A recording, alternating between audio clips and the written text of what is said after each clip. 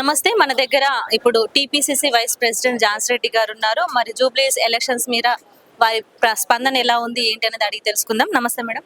నమస్తే అమ్మా. ఇప్పుడు జూబ్లీస్ ఉప ఎన్నికల్లో మరి చాలా వరకు దుష్ప్రచారాలు ఎక్కువగా స్ప్రెడ్ అవుతున్నాయి. ఒక మంచి నాయకుడు వస్తే ఎందుకు ఈ విధమైనటువంటి పోర్ట్రేట్ చేస్తున్నారు? ప్రతిపక్షాలు ఇట్లా పన్నడం దానిపైన మీరు ఏం మాట్లాడతారు? అంటే ఒక రీజన్ అండి, వాళ్ళకి ఒక ఇన్ఫీరియారిటీ కాంప్లెక్స్ అనేది ఒకటి వచ్చింది.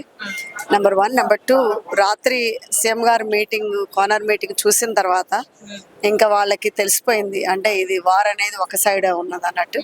సో దీనికి ఏంటంటే వాళ్ళు ఎట్లయినా కానీ ఒక బురద జల్లాలి, ఒక మంచి బీసీ నాయకుడు లాంటి మన నవీన్ యాదవ్ గారి మీద కానీ వాళ్ళ కుటుంబ సభ్యుల మీద కానీ చేయాలనేది మాత్రం వాళ్ళకున్నది. ఎందుకంటే ఇప్పుడు దానివల్ల ఇప్పుడు చెడు అనేది తొందరగా స్ప్రెడ్ అవుతుంది, మంచి అనేది లేట్గా స్ప్రెడ్ అవుతుంది. సో ఆ చెడు మీద వాళ్ళు ఎప్పుడు కూడా గత 10 ఏళ్ల నుంచి కూడా వాళ్ళు అదే చేసుకున్నారు. మళ్ళీ ఇప్పుడు ఏంటంటే ఒక డబ్బు ఉన్నది ఒక ఇది తోటి మీరు మొన్ననే విన్నారు, 10 కోట్లు ఖర్చు పెట్టిండు నవీన్ యాదవ్ గారిని ఒక బురద జల్లి ఒక నాయకుడిని గెలవకుండా ఉండడం కోసం అని. బట్ అది వాళ్ళ తరం కాదు.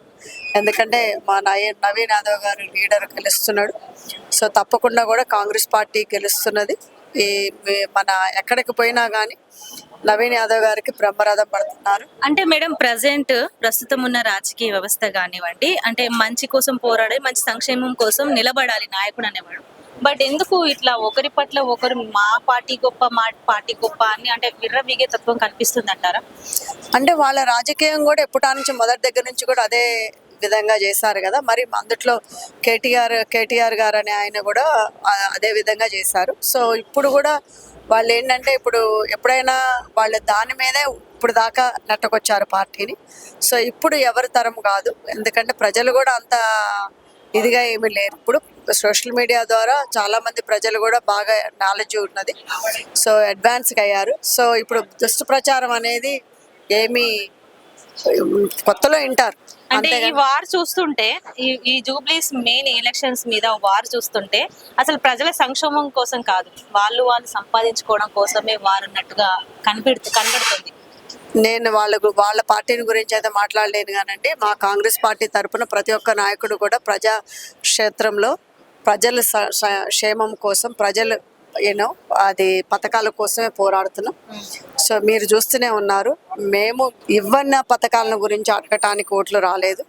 సో మేము చేసిన అభివృద్ధి లాస్ట్ 2 yearsలో ఏ అభివృద్ధి అయితే ఉందో అదే అభివృద్ధి మీద అడగటానికి వచ్చినాము. ఇప్పుడు ప్రజలు బతకటానికి ఒక ఇల్లు కావాలి, ఇల్లు ఇచ్చాము. మరి సన్నబియ్యం ఫుడ్ కావాలి, సన్నబియ్యం తినడానికి సన్నబియ్యం ఇచ్చాము. మరి అదేవిధంగా ఒక ఇంట్లో కరెంట్ కావాలి, సో 200 యూనిట్ కరెంట్ ఫ్రీ ఇచ్చాము. మరి మహిళలకి ఆరోగ్యశ్రీ కింద 5 లక్షల నుంచి 10 లక్షలు ఇచ్చాము.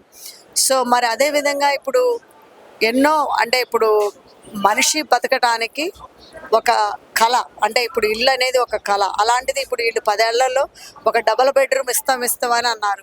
నాట్ ఓన్లీ ఇస్తామనే కాదు, అల్లుడు వస్తే ఎక్కడ పండుకుంటాడు, గేదె ఎక్కడ కట్టేసుకోవాలి, ఆవు ఎక్కడ కట్టేసుకోవాలి, లేకపోతే మేకపోళ్ళు వస్తే మేకపిల్లని ఎక్కడ కట్టేసుకోవాలని చెప్పారు. సో కనీసం మనిషి పండుకోవడానికి కూడా ఒక రూమ్ కూడా ఇవ్వలేదు కదా, డబుల్ బెడ్రూమే కాకుండా.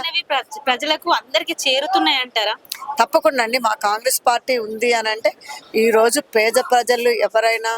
పేద ప్రజల పక్షాన ఉన్న పార్టీ ఏదన్నా ఉంది అని అంటే అది కాంగ్రెస్ పార్టీ. అదేవిధంగా మీరు చూస్తూనే ఉన్నారు కదా, మహిళలకు ఎంత పెద్ద పీట వేస్తున్నదో కాంగ్రెస్ పార్టీ.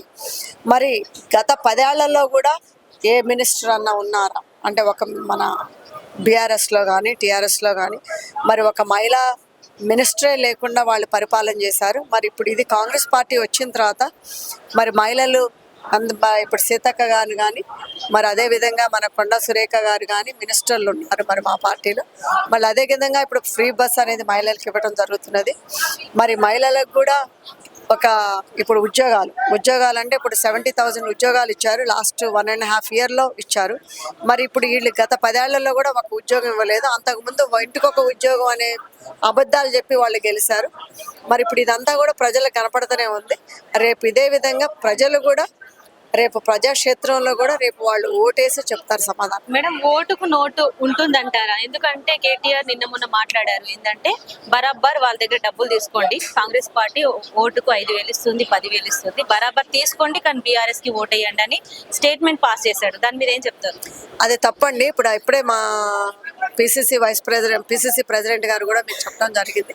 సో తప్పకుండా కేటీఆర్ గారిని మాత్రం అరెస్ట్ చేయాలని చెప్పారు. ఎందుకంటే కాంగ్రెస్ పార్టీ అనేది ఎక్కడా ఒప్పుకోలేదు, ఒప్పందం కూడా లేదు. సో అలాంటప్పుడు కాంగ్రెస్ పార్టీ తరపున ఆయన ఎట్లా మాట్లాడతారు, ఎవరో ఇస్తున్నారు ఏదో చేస్తున్నారని. సో అదనేది తప్పు కదా. డేర్గా చెప్తున్నారు కదా మీడియాకి, తీసుకొని మా కాంగ్రెస్ పార్టీ నాయకులు ఎవరు చెప్పారండి? సో బీఆర్ఎస్ నాయకులు చెప్పారు అని అంటే కేటీఆర్ ఇస్తారనే కదా, కేటీఆర్ గారు ఇస్తారనే ఒక నాయకుడు ఇండైరెక్ట్ గా ఓటుకు నోటు తీసుకోండి అని స్టేట్మెంట్ పాస్ అదే చేసి నేను అనేది. అందుకోసం నేను అనేది అంటే కేటీఆర్ గారిని అడగాలి ఏమనంటే మరి ఆయనే అనౌన్స్మెంట్ చేసే కాబట్టి మరి వాళ్ళు ఇస్తున్నారేమో. మరి మేమైతే ఇప్పుడు అనౌన్స్ చేయలేదు, మేమైతే ఇస్తామని ప్రజలకి చెప్పలేదు, లేకపోతే మేము గడపకి మన క్యాంపెయిన్ చేసినప్పుడు కూడా మేము ఎక్కడ చెప్పలేదు. సో అది ఇప్పుడు జూబ్లీస్ ఎలక్షన్ లో ఎంత మెజారిటీ రాబోతుంది మేడం? తప్పకుండా అండి. నేను లోవెస్ట్ క్యాలిక్యులేషన్ చేస్తే మాకు మెజారిటీ 25,000+ మేము గెలవబోతున్నాం మినిమం. పక్కా. లైక్ చేయండి, షేర్ చేయండి, సబ్స్క్రైబ్ చేయండి. మరిన్ని వీడియోల కోసం బెల్ సింబల్ పై క్లిక్ చేయండి.